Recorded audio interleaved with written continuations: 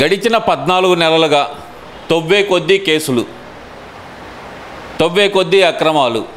అదేవిధంగా చూస్తే కనుక మొన్నటి వరకు లిక్కర్ స్కాము, ఇసుక ఇవన్నీ చూసాం. ఇప్పుడు లేటెస్ట్గా చూస్తే ఆడుదాం ఆంధ్ర. పిల్లలు ఆడుకునే వస్తువుల్లో కూడా స్కాము.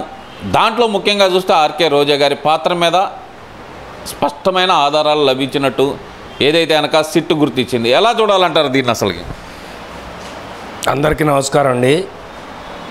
అక్క రోజా గురించి మనం ప్రతిరోజు కూడా బాగా ఎక్కువగా అతిశాస్త్రాలతో మాట్లాడటం, అతిగా మాట్లాడటం, పప్పు అంటాం, తుప్పు అంటాం, ఎన్ని ఎగస్ట్రాలు మాట్లాడటం అంతకుముందు కూడా మనం చూసాం.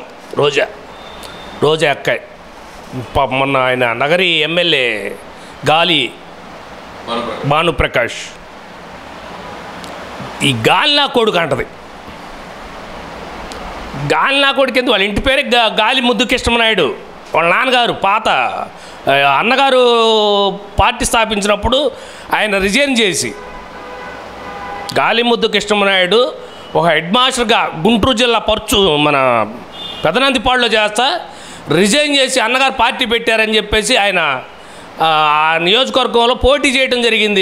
మీరు ఇక్కడ నిల్చోండి బ్రదరు అని చెప్పేసి అన్నగారు చెప్తే, మరి అలాంటి ఫ్యామిలీ నుంచి వచ్చిన వ్యక్తిని ఈ గాలి నా కొడుకులు అంటాం. మరి ఆడ మనిషా ఇది, మరి మర మనిషా అని అర్థం కాదు. మర మనుషులు అయితేనేమో ఆ మాట మాట్లాడతారు. మానవ జన్మ ఎత్తిన వ్యక్తి అయితే అసలు పద్ధతిగా మాట్లాడతారు. మరి ఆడపిల్ల ఉంది, కొడుకు ఉన్నాడు, భర్త ఉన్నాడు, ఇవన్నీ గాలి మాటలు తప్ప మరి అన్ని స్కాము. ఆడుదాం ఆంధ్ర పెట్టిన బ్యాట్లు కూడా బ్రహ్మాండంగా ఉండేవి.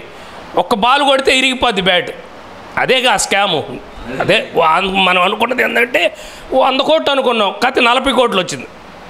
మొత్తం స్కామ్ అంతా 25 కోట్లు గవర్నమెంట్ కేటాయిస్తే దాంట్లో 40 కోట్లు స్కామ్ జరిగిందంటే అసలు ఎలా చూడాలంటారు?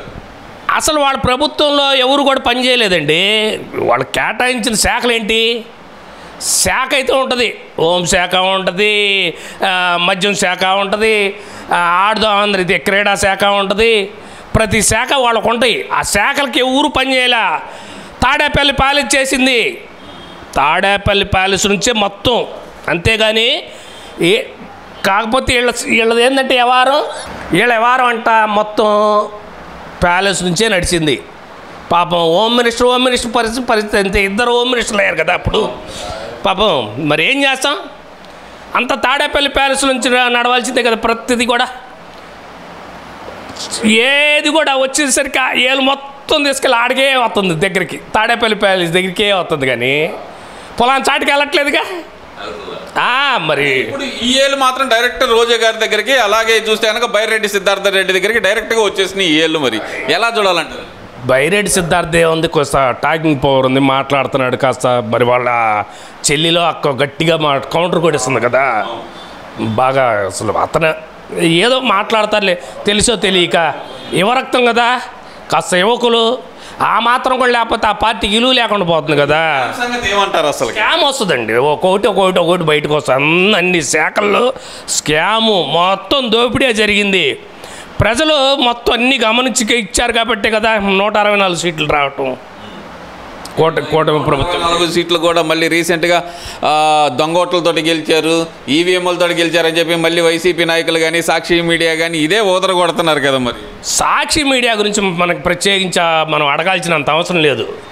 మరి ఆంధ్రజ్యోతి, ఈనాడు ఇప్పుడు మొదటి నుంచి ఉన్నది కదా.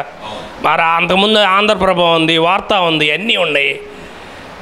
ఎందుకు ఈ ఓదరగొట్టే మాటలు, ఈ తప్పుడు మాటలు, తప్పుడు ప్రచారాలు చేయటం? కొంతమంది వాళ్ళు ఎడిటర్లు ఉన్నారు. ఈ స్కామ్లో అయితే కనుక నాకు ఎలాంటి సంబంధం లేదు అంటే గతం నుంచి మాట్లాడుతుంది ఆర్కే రోజా అనే మహిళ ఎక్కడైనా సరే చిన్న తప్పు చేసినట్టు చూపిస్తే కనుక ఎలాంటి శిక్షకైనా సిద్ధం అంటూ మాట్లాడిన మరి ఆర్కే రోజా మీదకే ఇప్పుడు ఈ 40 కోట్ల స్కామ్ అయితే చుట్టుకుంది. ఎలా చూడాలంటారు దీన్ని? వాస్తవంగా అయితే స్కామ్ జరిగినాయి. అన్ని శాఖల్లో కూడా స్కాము పూర్తిగా జరిగినాయి. ఇక్కడ జరగకుండా ఎక్కడా లేదు. ఎందుకంటే ఏదో అతనేమో ప్యాలెస్, అతనేమో బటన్లు నొక్కుతాడు, వీళ్ళేమో స్కాములు చేశారు. అంతే, దొరికినంత మొత్తం దాచుకో. ఈ రాష్ట్ర ఖజానాని ప్రజలకు చెందాల్సింది, అభివృద్ధి చెందాల్సింది అభివృద్ధి చెందనీయకుండా, ఎక్కడా రోడ్లు వేయకుండా, ఏ ప్రాజెక్టులు కట్టకుండా మనకి ఇక్కడికి రావాల్సిన ఈ ప్రభుత్వం తరపు నుంచి మనం వేరే పెట్టుబడులు పెట్టుకొని వస్తారు కదా, విదేశీయులు కానీ వేరే స్టేట్ వాళ్ళు కానీ ప్రాజెక్టులు కట్టడానికి, వాళ్ళని కూడా రానియకుండా వాళ్ళని బెదిరించి నాకు ఇన్ని కోట్లు ఇస్తే నువ్వు ఇక్కడ పెట్టుకో, స్థాపించుకుంటే వాళ్ళు భయపడిపోయి ఇతర స్టేట్లకు వెళ్ళిపోయారు.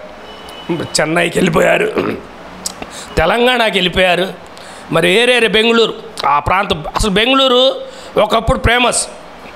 ఆంధ్రప్రదేశ్ అనేది అసలు అన్నపూర్ణ దేశం. మన ఆంధ్ర అన్నపూర్ణ. పెట్టుబడులు పెట్టినా మళ్ళీ పెట్టుబడి తిరిగి వస్తుందని చెప్పేసి నమ్మకంతో ఆంధ్రప్రదేశ్లో పెట్టుబడి పెడతారు ఎవరైనా సరే.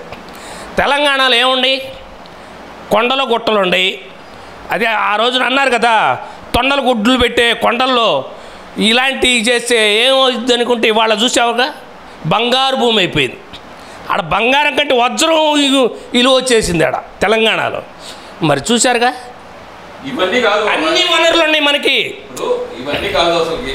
వాళ్ళు చెప్తుంది ఏంటంటే ఒకటే మాట, వైసీపీ నాయకులందరూ అభివృద్ధి అంటే మేము చేసాం, విధ్వంసం అంటే చంద్రబాబు నాయుడు చేస్తున్నాడు అనేది వాళ్ళు చెప్తున్న మాట. అభివృద్ధి అంటే ఏంటి? పేదలకు ఇచ్చే బియ్యం పందికొక్కుల్లా తిన్నారు కదా, షిప్పుల్లో తోలకం చేశారు కదా, అదే అభివృద్ధి. ఎక్కడ ఒక తట్ట మట్టి కూడా వేయని వాళ్ళు అదే అభివృద్ధి. ఏంటి అభివృద్ధి అంటే ఏంటి చెప్పు? అంటే నువ్వు దారుల్లో వెళ్తుంటేనే చెట్లు కొట్టేస్తావు, ప్రకృతిని ప్రసాదించేది అది ఆక్సిజన్ ఇస్తుంది మనకి చెట్లు. నువ్వు పర్యటన చేస్తేనేమో నీకేమో ఎన్ని సైడ్లు కట్టుకోవాలా, నీ దగ్గరికి ఎవడూ రారు, భయం లేదు. నీకు భయమా, లేదా నిన్ను చంపుతారనే భయమా, లేదా నువ్వు నేను నియంత్రణనే ధోరణి చూపించుకున్నావు, అలా పర్యటనలు చేసుకొని వచ్చావు, పాదయాత్రలు చేసావు, శవయాత్రలు చేస్తున్నావు, ఇప్పుడేమో ఏడుపు యాత్రలు చేస్తున్నావు. ఏంది ఎలక్షన్లో నేను నిల్చుంటే మాకు పోటీగా పెడుతున్నారు, ఎన్ని ఏంది ఏడుపు కొట్టు మాటలు. ఇంత దుర్మార్గుడు. ఏదో సామెత ఉంది, ఎదురింటి పక్కింటి తోడుకోవడాలను కొడితే ఏదో అంటారు సామెత, ఏదో నవ్వు మొగుడు కొట్టినందుకు కాదు తోడుకోవడాలు చూసి నవ్వినందుకన్నా. నువ్వు బాగా చెప్పావు, నాకు రాలేదులే కానీ. అట్లా ఉంది మనోడి జగన్మోహన్ రెడ్డి గారిది. మాజీ సీఎం గారు ఈ ఎమ్మెల్యే పులివెందుల ఎమ్మెల్యే అంతే తప్ప పనికి మాలిన చేష్టలు చేసుకొని కాదండి. ఇప్పుడు మినిస్టర్ ఆర్కే రోజా గారు, మాజీ మినిస్టర్ ఆర్కే రోజా పరిస్థితి ఏమవబోతుందంటారు? అరెస్ట్ ఉంటుంది. అరెస్ట్ అయితే వాస్తవంగా అన్ని అరెస్టులు. నేను జోగి రమేష్ కూడా పాపం నాకు దండం పెడుతున్నాను, నా కొడుకు రిలీజ్ కండి, అసలు రాజకీయానికి నేను దూరంగా ఉంటానని చెప్పి అంటున్నాడు. పేర్ని నాని పరిస్థితి అంతే. నాయకులైతే పెద్ద నాయకులు ఎవడూ కనబట్టలేదండి పాపం. 3 నెలల సామాన్లన్నీ బాగు చేయించుకొని వస్తున్నాడు అంటగా కొడాలి నాని. ఏ సామాన్లు? రిపేరే ఉందండి పాపం. స్ట్రోక్ వచ్చేసింది ఆల్రెడీ, చచ్చిపోయే పొజిషన్ ఆల్రెడీ అయిపోతాడు నాకు తెలిసి. అరెస్ట్లోపే ఆ స్ట్రోక్ వస్తుంది, చచ్చిపోవడం కూడా జరిగింది. ఎందుకంటే చంద్రబాబు నాయుడు మీద సవాల్ చేశాడు కదా, పప్పు తుప్పు ఈనా కొడుకులు ఆనా కొడుకులు ఈనా కొడుకు రండిరా నీ అమ్మల దెంగ. అసలు ఎంత బూతు మాటలు మాట్లాడే విన్నాం కదా మనం, స్వయంగా విన్నాం కదండి. అసలు వాస్తవంగా ఏంటంటే అరే ఇన్ని మనం చెప్పకపోతే తప్పు కదా, ప్రజలకు కూడా తెలియాలా. మరి ఇప్పుడు ఏదో వస్తున్నాడు అంటే ఏదో వస్తున్నాడు గడ్డ మీద తొడగొడతాడు చూసుకోవడానికి సార్. మరి పేరు నాని గుడి నాకు తెలిసి ఆయన గడ్డలు లేచి ఉంటాయి, నాకు తెలిసి ఆ గడ్డలు పగలు కొట్టుకోవడానికి వస్తున్నాడేమో నాకు తెలిసి. అయితే వాస్తవం కొడాలి నాని గడ్డలు పెరిగి బాగా పెరిగి ఆ పెరిగిన గడ్డలు పగలు కొట్టుకోవడానికి వస్తున్నాడు, లేదంటే పగిలిపోతాయి కూడా.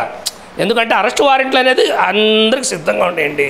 ఎవరైతే స్కామ్ చేశారో, ఎన్నైతే ఆడవాళ్ళ బూతు మాటలు మాట్లాడారో ఆ బూతు మాటలకి తగిన మూల్యం చెల్లించుకోవాలి, తప్పదు, గ్యారంటీ దానికి.